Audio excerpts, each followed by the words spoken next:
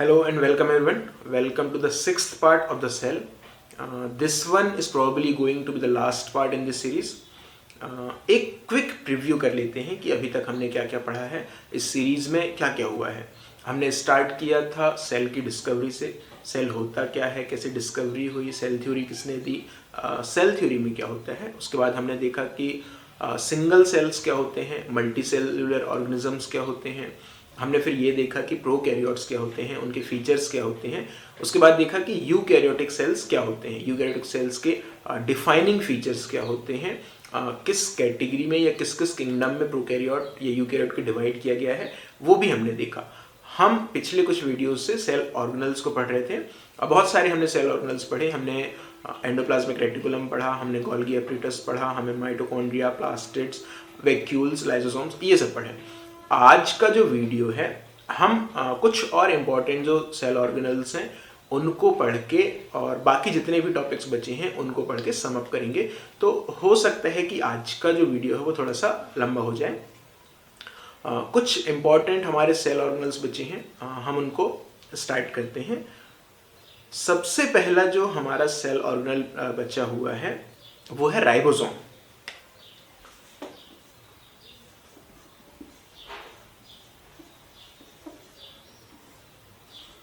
Ribosomes के बारे में आप सभी ने शायद सुना हो, या मैंने शायद पिछले बार में भी जब एंडोप्लाज्मिक रेटिकुलम पढ़ा रहा था तब राइबोसोम का एक जिक्र मैंने किया है कि राइबोसोम क्या होते हैं, प्रोटीन सिंथेसिस में वर्क करते हैं। बेसिकली जितने भी राइबोसोम्स होते हैं उनको बोला जाता है प्रोटीन फैक्ट्री। अभी प्रोटीन फैक्ट्री इसलिए बोला जाता है क्योंकि राइबोसोम्स जो होते हैं वो एमआरएनए को कोडिंग करके उसमें जो क्या होता है, डीएनए के पास अपने कोड्स हैं, डीएनए ने उसको किस में ट्रांसफर किया, एमआरएनए में, एमआरएनए की सिंथेसिस हुई, फिर एमआरएनए से प्रोटीन बनना है। तो एमआरएनए से जो प्रोटीन बनने का जो प्रोसेस है वो कहाँ कंक्लूड होता है या कहाँ टेक प्लेस करता है, वो टेक प्लेस करता है कहाँ, राइबोसोम में। एमआरएनए कहाँ आता है, आके हमारे राइबोसोम में अलाइन होता है और फिर वो वहां से प्रोटीन बनाता है। इसमें दो बातें हैं, जितने भी राइबोसोम्स होते हैं वो एक सिंगल यूनिट नहीं है। राइबोसोम्स क्या होते हैं, दो सब यूनिट से मिलकर बना होता है। इसमें एक स्मॉलर सब यूनिट होता है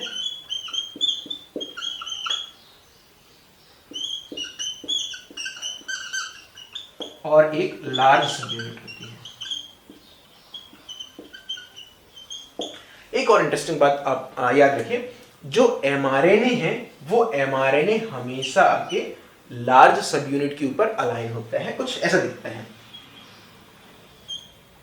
ये हमारा लार्ज सब यूनिट हो गया, उसके ऊपर एक छोटा, खैर गलत बन गया थोड़ा से, लार्ज सब यूनिट और स्मॉलर सब यूनिट। यहां पे आके हमारा एमआरएनए है वो अलाइन करेगा और उसके बाद इसमें से कोड्स के बेसिस पे प्रोटीन का सिंथेसिस होगा। इसलिए राइबोसोम्स को प्रोटीन फैक्ट्री बोला जाता है। अब एक और, राइबोसोम्स को दो कैटेगरी में डिवाइड किया जाता है। एक होते हैं 70S राइबोसोम, एक होते हैं 80S राइबोसोम।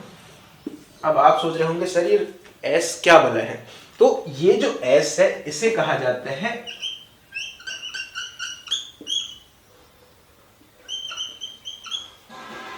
Svedberg unit. एक साइंटिस्ट थे जिन्होंने इसको मेजर किया था। अब स्वेडबर्ग जो यूनिट होता है वो होता है सेडिमेंटेशन कोएफिशिएंट।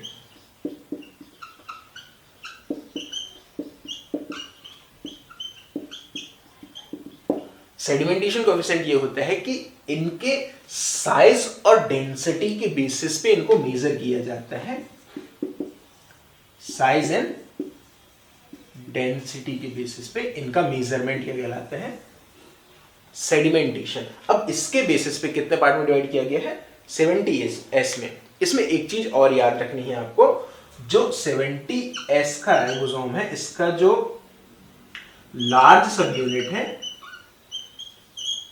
ये होता है 50s का स्मॉल सब यूनिट होता है 30s का।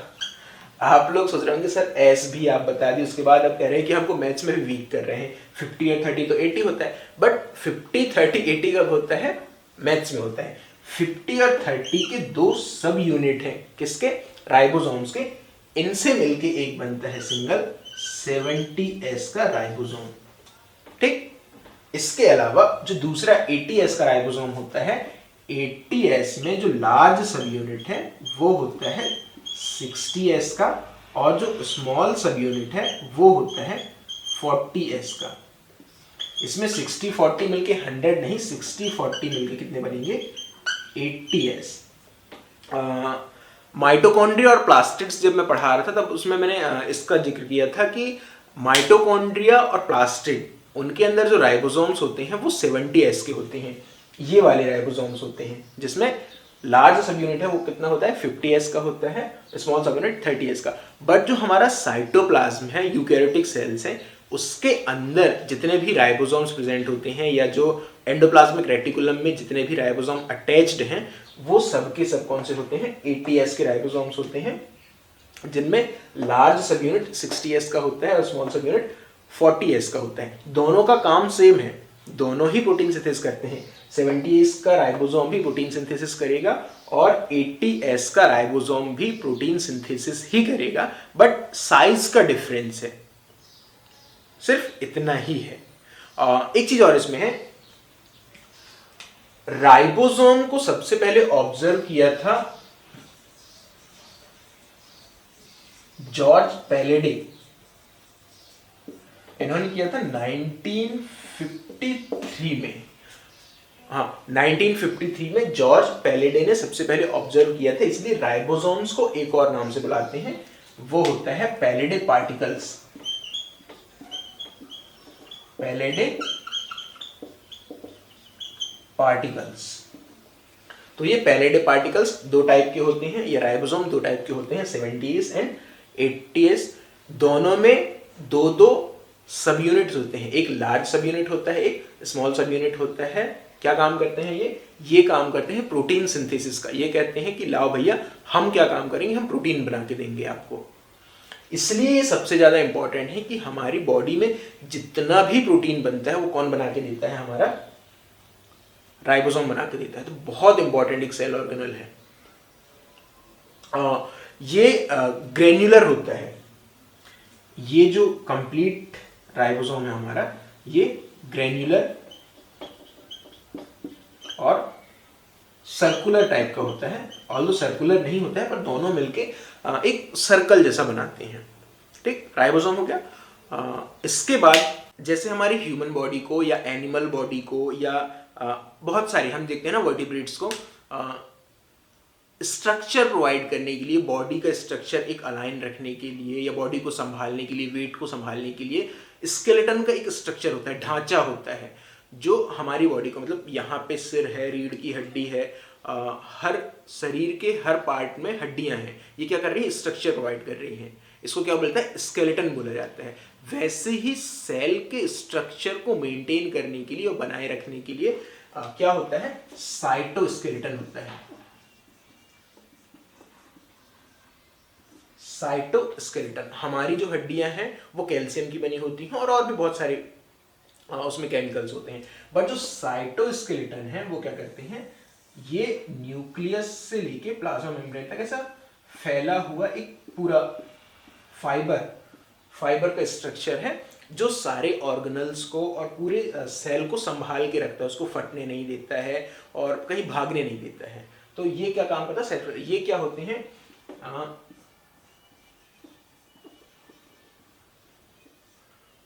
Proteins fibre. प्रोटीन्स के फाइबर्स होते हैं। जैसे आप पतंग उड़ाते हैं ना, मकर संक्रांति में आप लोगों ने, बहुत सारे लोगों ने पतंग उड़ाया होगा।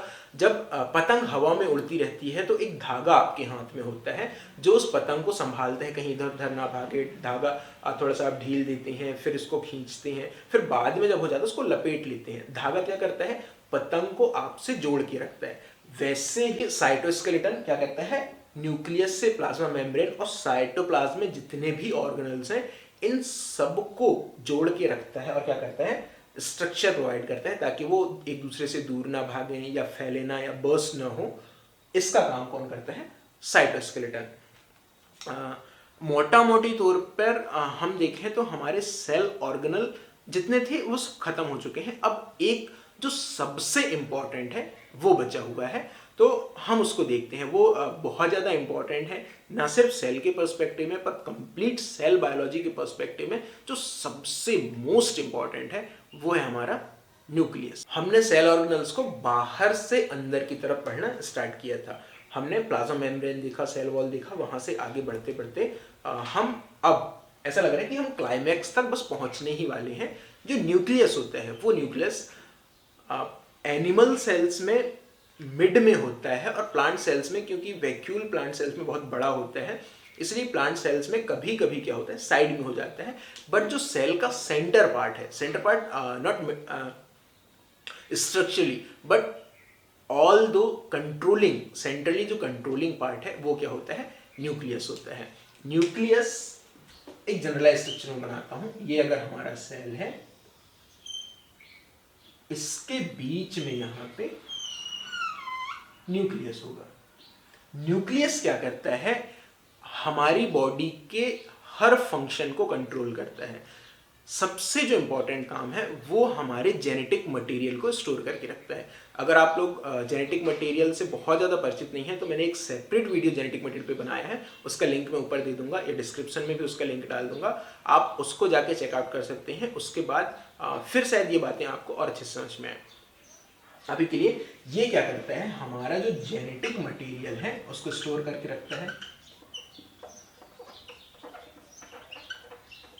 जेनेटिक मटेरियल हमारा क्या है, मोस्टली हर लाइफ फॉर्म में DNA as a genetic material serve करते हैं। ठीक, तो जेनेटिक मटेरियल स्टोर करके रखता है और जेनेटिक मटेरियल क्या कंट्रोल करता है, पूरी बॉडी के फंक्शनिंग को। तो अगर हम जनरलाइज तरीके से कहें तो हमारा जो न्यूक्लियस है वो पूरी बॉडी के फंक्शंस को कंट्रोल करता है। हेरिडिटी ट्रांसफर जो है एक पेरेंट से ऑफस्प्रिंग में या एक सेल से उसके डॉटर सेल्स में क्या ट्रांसमिशन होगा या क्या इंफॉर्मेशन पास आउट होगी, उसको कौन कंट्रोल करता है, हमारा न्यूक्लियस कंट्रोल करता है। क्या कंट्रोल करता है, हेरिडिटरी इंफॉर्मेशन। अब ये सब कंट्रोल करता है। अब इसके थोड़ा स्ट्रक्चर को हम देखते हैं। ये जो स्ट्रक्चर है, जो न्यूक्लियस है, वो न्यूक्लियस के जैसे हमारा सेल को ऊपर एक कवरिंग है, उसको क्या बोलते हैं, सेल एनवेलप बोलते हैं या प्लाज्मा मेम्ब्रेन बोलते हैं, वैसे ही न्यूक्लियस के ऊपर एक कवरिंग है और ये डबल मेम्ब्रेन की कवरिंग है।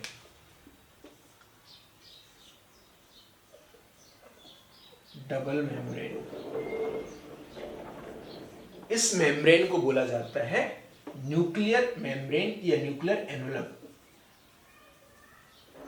Nuclear membrane.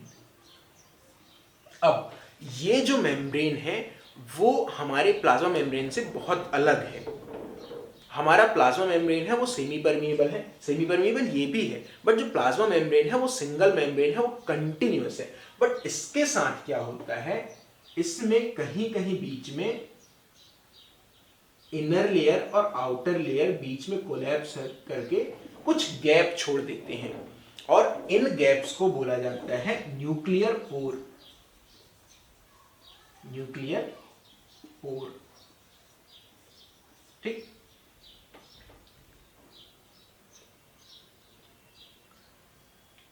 समझ में आया, ऐसा मत करो। देखो ये मान लो एक ये लेयर है, एक ये लेयर है। अगर जूम आउट में करो, कहीं कहीं बीच में क्या होता है, ये लेयर ऐसा एक दूसरे के साथ कनेक्ट हो गए, यहां से ऐसा कनेक्ट हो गया, यहां से ऐसा कनेक्ट हो गया, ये।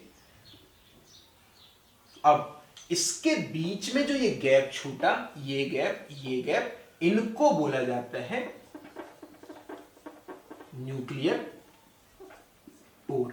ये क्या करते हैं, साइटोप्लाज्म से न्यूक्लियस के अंदर और न्यूक्लियस से बाहर साइटोप्लाज्म में अगर कुछ ट्रांसफर करना है उसको सपोर्ट करते हैं। अभी पिछले वीडियो में शायद इसके थर्ड या फोर्थ पार्ट में मैंने बताया था कि जो न्यूक्लियस है, न्यूक्लियस के सबसे पास में क्या होता है हमारा एंडोप्लाज्मिक रेटिकुलम। एंडोप्लाज्मिक रेटिकुलम में क्या होते हैं, राइबोसोम्स होते हैं, जो अभी मैंने थोड़ी देर पहले बताया। राइबोसोम प्रोटीन सिंथेसिस करते हैं। हमारे न्यूक्लियस के अंदर क्या है, डीएनए है। डीएनए किसको बनाता है, आरएनए को बनाता है। ये काम कहां हुआ, न्यूक्लियस के अंदर हुआ। बट अब आरएनए से प्रोटीन बन रहा है। प्रोटीन कौन बनाता है, राइबोसोम। राइबोसोम कहां है, साइटोप्लाज्म में, न्यूक्लियस के बाहर। तो यहां से ट्रांसपोर्ट करते हैं किसको, आरएनए को। आरएनए कहां ट्रांसपोर्ट होता है, न्यूक्लियस के जस्ट पास में लगा होता है कौन, हमारा एंडोप्लाज्मिक रेटिकुलम, जहां पे राइबोसोम होते हैं। तो ये जो पोर है, ये पोर्स फैसिलिटेट करते हैं कि उसका ट्रांसफर जो हो वो बहुत स्मूथ हो। ठीक है, इसलिए न्यूक्लियर पोर बहुत इंपॉर्टेंट है। इसके अलावा हमारे न्यूक्लियस में जितना भी डीएनए होता है वो हर टाइम क्रोमोसोम के फॉर्म में नहीं होता है। क्रोमोसोम क्या होता है, chromosome the highly condense structure of DNA. अब इसको ऐसे समझो, अगर आप लोगों ने सेल साइकिल पढ़ा होगा तो सेल साइकिल की स्टेजेस आपको पता होंगे। सेल साइकिल को बेसिकली 4 स्टेज में बांटा जाता है। एक होता है हमारा G1, एक होता है S फेज, एक होता है हमारा G2 और एक होता है M फेज। समहाउ सही नहीं बना है। हमारा जो G1 है सबसे लॉन्ग फेज होता है, वो कितना होता है, 11 घंटे का होता है। S फेज 8 घंटे का होता है। M फेज 1 आवर का होता है।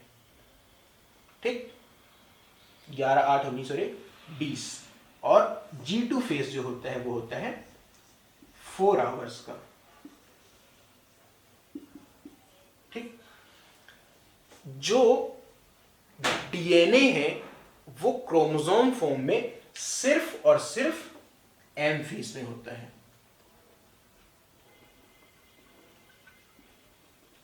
बाकी टाइम में इससे थोड़ा सा नीचे एक और स्ट्रक्चर होता है, उसको बोलते हैं क्रोमेटिन। क्रोमेटिन डीएनए को ही कंडेंस करके एक फाइबर बनाया जाता है, उसको बोलते हैं क्रोमेटिन। तो G1, S और G2 ये कंबाइंडली मिलके 23 आवर्स होते हैं। इस 23 आवर में जो हमारा डीएनए है वो क्या, क्रोमेटिन फाइबर के फॉर्म में होता है। और जब उसको डिवाइड होना होता है तब एम फेज में वो क्रोमोसोम होता है। तो मोस्टली जब हमारा न्यूक्लियस की बात करते हैं तो इसमें जो हमारा डीएनए है वो एक बहुत कंडेंस्ड क्रोमेटिन फाइबर के स्टेट में रहता है। ठीक, तो न्यूक्लियस के अंदर क्या है, हमारे क्रोमेटिन फाइबर है और इसके अलावा कुछ स्पेस ऐसे छूटे रहते हैं, circular spaces. In circular spaces को बोला जाता है न्यूक्लियोली।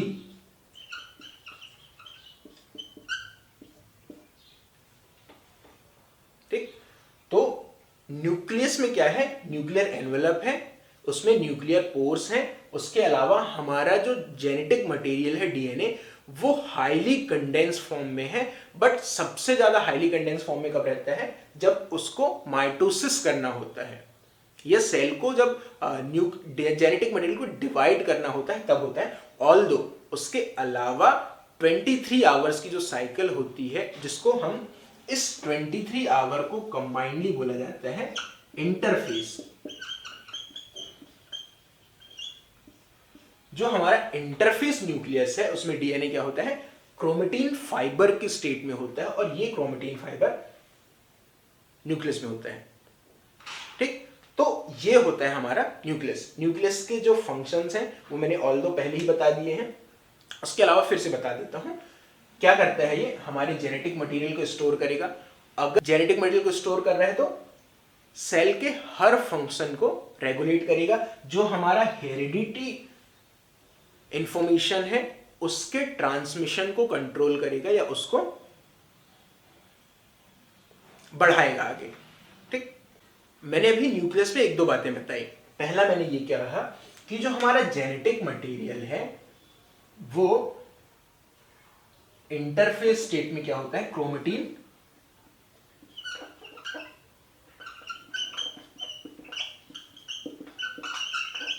क्रोमेटिन फाइबर होता है, बट एम फेस में ये क्या होता है,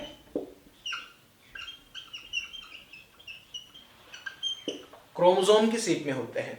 ये जो हमारा क्रोमोसोम है ये क्या है, हाईली कंडेंस स्ट्रक्चर है किसका, डीएनए का। इन क्रोमोसोम्स को भी फंक्शन के बेसिस पे दो पार्ट में डिवाइड किया गया है। सेक्स डिस्क्रिमिनेशन का जो वीडियो मैंने डाला था सेकेंड वाला, उसमें मैंने इसकी बात की है। अब इनके फंक्शंस 46 हमारे सेल में जो कंप्लीट डीएनए, एक सिंगल सेल में जो कंप्लीट डीएनए है, अगर हम उसको एंड टू एंड रखें तो उसकी लेंथ आती है कितनी, 2 मीटर की लेंथ आती है। उस 2 मीटर की डीएनए को हमको एक छोटे से सेल के न्यूक्लियस में कवर करके रखना है, स्टोर करके रखना है। तो क्या करते हैं, स्टोरेज के लिए हम कॉइलिंग का यूज करते हैं। या तो हम कॉइलिंग करते हैं या उसको कंडेंसिंग करते हैं। तो इस कंडेंस फॉर्म को क्या बोला जाता है, क्रोमोसोम। क्रोमोसोम एक डीएनए से हमने कितने 46 क्रोमोसोम बनाए। कंप्लीट डीएनए 2 मीटर का, इससे कितने 46 क्रोमोसोम बनाए। और इसी को हम क्या कहते हैं, 23 पेयर्स, क्योंकि हमारे जो क्रोमोसोम्स हैं वो पेयर्स में होते हैं। इसमें से जो 22 पेयर हैं वो क्या करते हैं, बॉडी के फंक्शनिंग, जैसे कि हमारा सर के बाल हो गए, नाक हो गया, कान हो गया, दांत, इस तरह के फंक्शंस को रेगुलेट करते हैं। तो ऐसे क्रोमोसोम्स जो बॉडी के बाकी फंक्शंस को रेगुलेट करते हैं उनको बोला जाता है ऑटोसोम्स। ऑटोसोम्स कितने हुए, 22 पेयर्स, यानी 44 क्रोमोसोम्स क्या हुए, ऑटोसोम्स हुए। इसके अलावा जो एक पेयर बचता है, 1 पेयर, उसको हम बोलते हैं सेक्स क्रोमोसोम।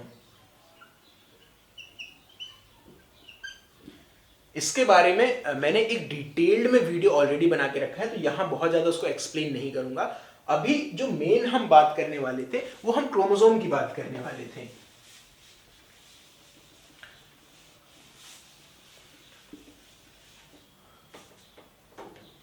तो मैं अपने मेन टॉपिक पे लौटता हूं, जो था क्या, हम क्रोमोसोम को डिस्कस करने वाले थे। जो क्रोमोसोम का जनरलाइज स्ट्रक्चर है वो कुछ ऐसा होता है।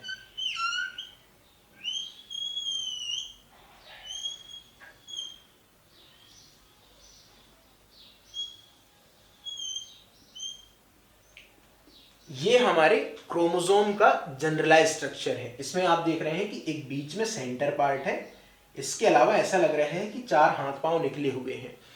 ये जो हाथ पांव निकले हुए हैं इनको बोला जाता है आर्म्स। ये जो बीच का पोर्शन है जो बहुत ज्यादा डेंस होता है, चलिए उसको मैं डेंस बना देता हूं, इस डेंस स्ट्रक्चर को बोला जाता है काइनेटोकोर। ठीक, ये 2 आर्म हो गए, ये बीच में है काइनेटोकोर, और ये एक क्रोमोसोम को 2 पार्ट में डिवाइड करता है। कभी ये 2 पार्ट इक्वल होते हैं, कभी कोई छोटा होता है आर्म, ये कोई बड़ा होता है, बट इसमें एक काइनेटोकोर होता है और 2 आर्म्स होते हैं। ठीक, अब इस काइनेटोकोर के प्रेजेंस के बेसिस पे या उसके किस पोजीशन पे प्रेजेंस है उसके बेसिस पे जो हमारे क्रोमोसोम्स हैं उनको कुछ पार्ट में डिवाइड किया गया है, वो मैं आपको समझा देता हूं। काइनेटोकोर के प्रेजेंस के बेसिस पे हमारे जो क्रोमोसोम्स हैं उनको 4 पार्ट में डिवाइड किया जाता है। फर्स्ट क्रोमोसोम, जिसमें दोनों ही आर्म बराबर हों, उसको बोला जाता है मेटासेंट्रिक। इसमें दोनों आर्म सेम लेंथ के होते हैं।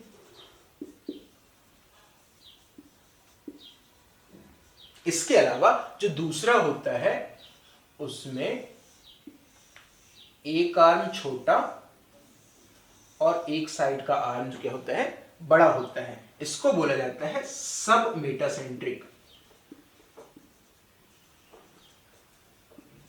सब metacentric, one small and one large arm. अब इसमें एक बात और है, जो भी आर्म शॉर्ट होता है उसको बोला जाता है पी आर्म, और इसको बोला जाता है क्यू आर्म। ठीक, इसके बाद जो हमारा थर्ड आता है वो होता है एक्रोसेंट्रिक।